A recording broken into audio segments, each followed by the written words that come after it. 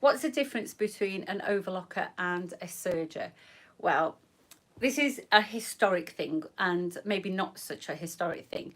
Serge is a fabric. It's a woolen fabric. It's a little bit like this, but a lot thicker and rough, and it frays a lot. So it's called serge. And in the woolen mills of Missouri, way back when, they made this fabric called serge. And the owner was trying to find a way of grabbing the threads and stop the fraying. So whenever he cut a certain amount off to give to people off the mill or the machines, he didn't want them to fray. He just tied threads around them. He locked them together. So basically, he tied this thread, locked them, and locked them over the edge. So that's where the overlock term comes from. But because it was the serge fabric and it was primarily designed for the serge fabric, what happened is this clever chap created a machine to do that job for the workers. There's always a machine, isn't there? You know, this is what industry is. Everything we do by hand, suddenly there's a robot to do it, isn't there? So they created this machine and they referred to it as a serger, and that was it. And a little bit of an interesting fact, I mean, I've already done a video on this, so some of you already know this. A smaller company, a clever chap, came up with a smaller version, a baby-sized version of this locking machine. And their company didn't want to know what it was called, didn't want to know anything about it because they didn't think people would want it in their homes. Anyway, so this chap left the company and he set his own company up and he called it Baby Lock. And there you go. But yes, that's what it is. So serger and overlocker, essentially same thing. So if anybody comes up to you and says, oh yeah, there's a big difference, you know better. You're the wise one now. Okay, so that's the difference between, or rather no difference between serger and overlocker. You do get sergers and overlockers. I'm going to call it an overlocker because that's what's natural to me. I'm in the UK and that's what we refer to them as. So an overlocker, they have knives. Some don't have knives. Some have 3 threads on the back. Let's flip this one around. Get rid of that. Some have, can you see that? 3 threads. Some machines have 3 threads on them. Some have 4. Most of them now have 4, but you do have the option of getting rid of one of them. And it tends to be the needle. So let's talk about sewing machines. So you know how with a sewing machine you've got bobbin from the bottom and you've got needle thread at the top. And what happens is you've got the needle comes down and the bobbin thread goes round and it sort of locks and it disappears into the fabric. That's the idea. That lock where they twine together, you want it to disappear into the fabric so you don't see that lock at the top and you don't see it at the bottom. You tend to see stitches, don't you? And there's a tiniest gap between them because that lock's disappeared. The overlocker is slightly different. You have these things called loopers. They're the bobbin threads. They're equivalent to bobbins. So you've got 2 bobbins and you've got 2 needles. You have your upper looper and you have your lower looper. Have I got it the right way around? So your upper looper is just carrying on producing loopers because you know those 2 needles that are going up and down. What one's doing is just creating a loop at the top of the fabric and the bottom one's creating loops at the bottom. But you need to lock them. So that's where the lock comes from. So you need to lock them into position. So that's what the needles are doing. They're just sort of creating the lock stitch to lock those loops.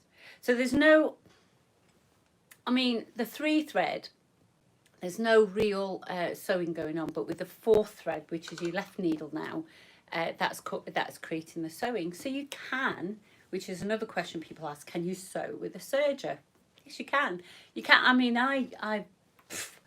you name it, I've sewn it. I've sewn clothes, I sew this mat, I've done quilting. I mean, I went on the quilting page and I said, you know, has anybody got any tips about overlocking or a quilt? Patchwork, and the sewing police came out, which made me want to do it even more. So don't tell me I can't, because I will find a way to do it. So So yes, you can make all sorts of things on your overlocker. Don't be frightened is the next thing. Don't, you know, you've got 4 threads there. I'm going to read some of this. Those 4 threads will help you. I'm so glad I can help you all as well. 8 weeks, yay, good. It is really, really important to practice. I think, you know, the pull through method, you know, when you put your tension to 0 and you pull the threads through, I think that's an easy way out. But the problem is it can cause problems for you. You know, if taking one of these threads out will cause problems.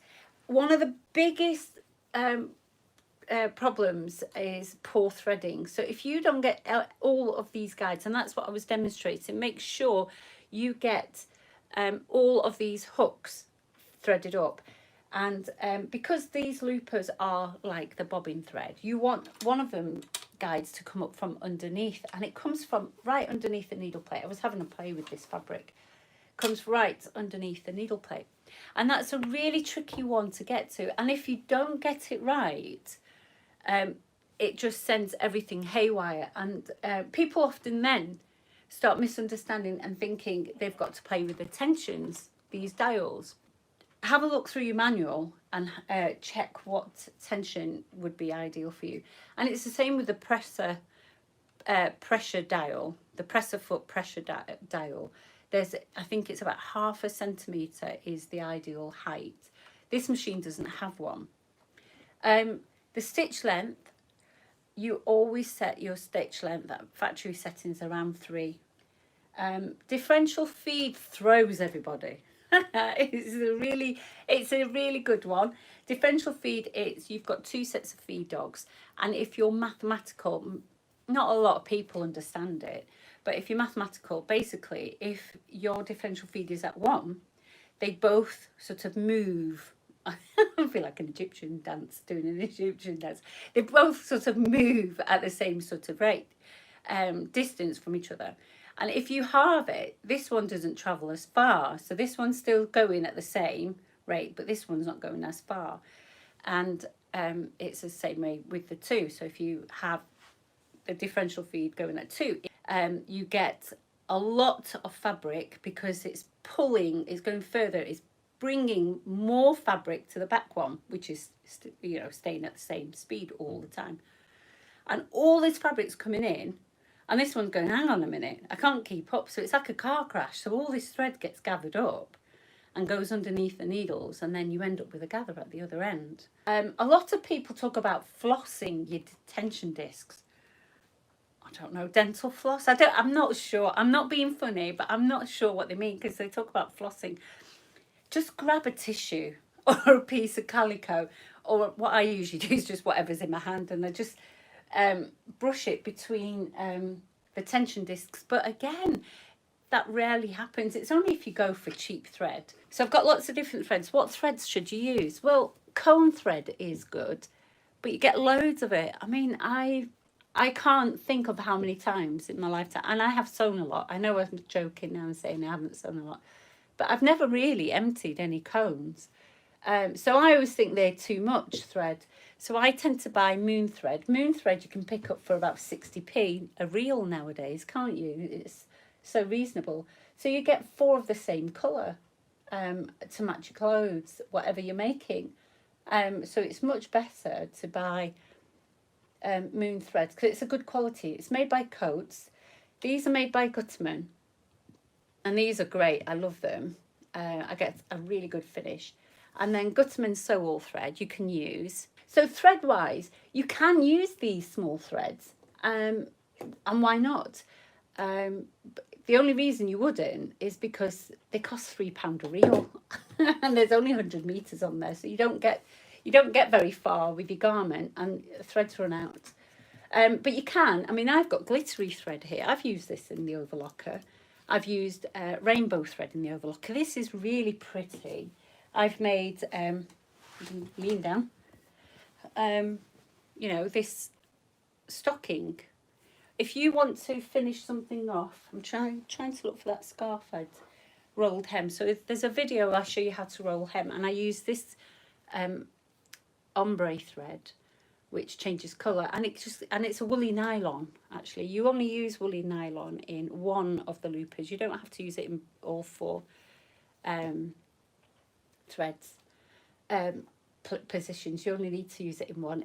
And woolly nylon isn't a stretch. A lot of people misunderstand, think it's a stretch fabric, and that's why you use it. You don't. It's a filler. It just fills the gap. So see how you can see the hessian between all the stitches. The woolly nylon, it just sort of naturally sits thicker, and then it just fills up all the gaps. And that's really all it is. It's just a gap filler. You can use anything. I know people who have used, you know, the hand embroidery threads, the skins, and they've put those in there. All you have to do is balance the tensions. Just make sure you get the right tension. And you're looking, Jasmine explained it to you. So you're looking for what I say are M's on the front and Y's on the back. And as long as you've got your M's and your Y's, you're fine. I've attached the daylight lamp to the side of the Overlocker. Lots of you have asked me where I've got it from. I've got it from the Daylight Company. They are brilliant. They're so bright. I think I've stopped using them in videos because I can't actually, you can't see what's going on.